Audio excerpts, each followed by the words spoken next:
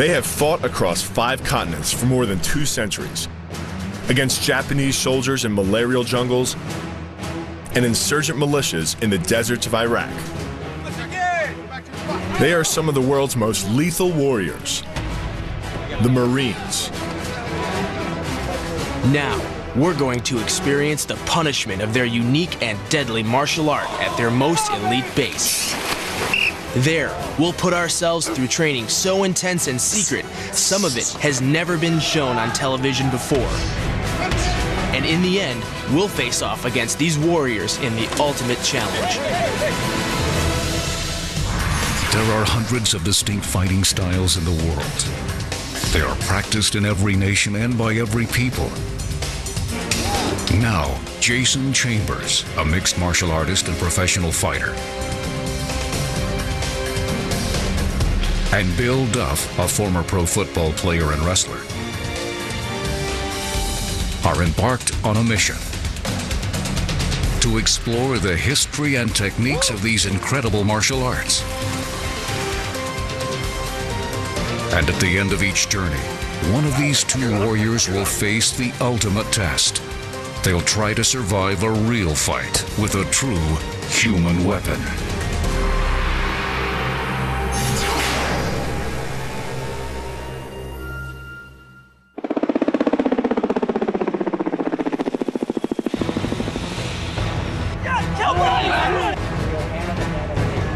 30 miles from the nation's capital is Quantico, Virginia, the crossroads of the Marine Corps. There are 15 major Marine Corps bases around the world, but with more than 100 square miles of proving grounds, Quantico is no ordinary base. It's here that the Marines develop and test everything they'll use in combat, and that includes martial arts. Because Marines have to be ready to fight anywhere, anytime, they need a martial art as tough and versatile as the challenges they'll face. So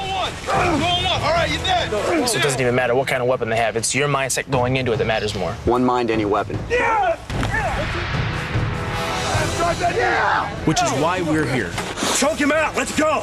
To immerse ourselves in the Marine Corps Martial Arts Program, or MCMAP as it's called. Here you go, you were here! You were here! Since 2001, MCMAP has been the official hand-to-hand combat style of the Marines. What are you doing there? Get in there! It was built from the ground up right here in Quantico, and it combines the most devastating techniques from the world's toughest fighting styles. It relies on elbow and knee strikes from Muay Thai, kicks, blocks, and open hand strikes from Taekwondo and Karate, and chokes, joint locks, and bone-breaking techniques from Brazilian Jiu-Jitsu. For the Marines, MCMAP isn't a ring sport. It's a true martial art. Get that kill! Let's go, let's go! One for use not in the gym, but on the battlefield. And everything they do is geared to that goal, victory in combat. Come on, come on! Go, Bob! We're gonna help your buddy over there.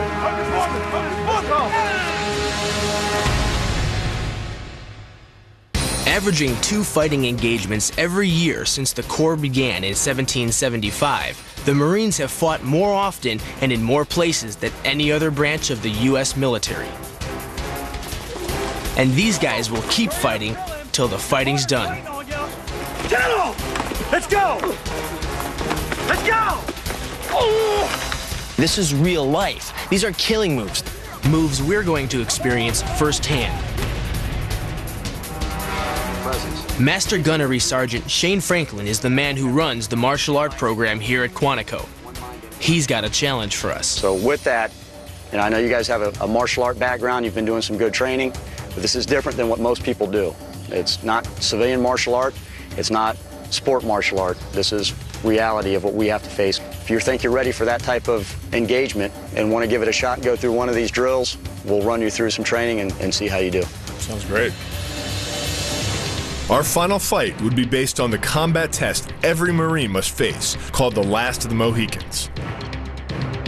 There would be no ring and no ref. We would face multiple opponents in a no-holds-barred fight. And every one of them would be a Marine Corps martial arts master. This might just be the toughest challenge of our lives. Out here, it's uncontrolled, and I don't know what he has planned for me, but I can guarantee you I'm not going to like it.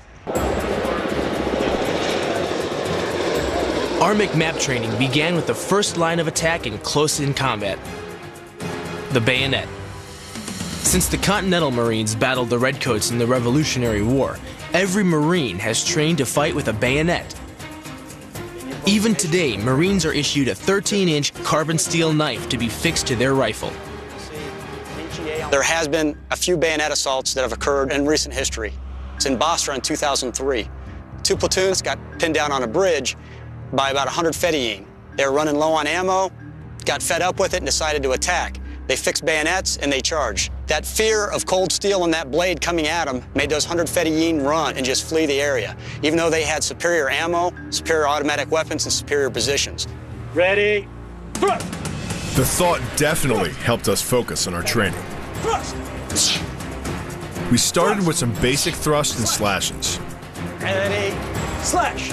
Simple, but devastating. Slash! Okay, back up to your starting position. So this is really interesting. Where are you aiming the bayonet strike when you're attacking your opponent? You hit them anywhere in the face. Once you penetrate about 2 inches back, you clear the sinus cavity, you tickle their brain. That's lights out after that, huh? And that's lights out after that. Slash! 1, 2. Slash! 1, 2. Slash! 1, 2. Slash! 1, 2. Good to go. Back up to your starting positions. When you do those movements, make sure you stay in a short stance. Bring both feet so that you go in there. You're having a tendency to start exaggerating it out.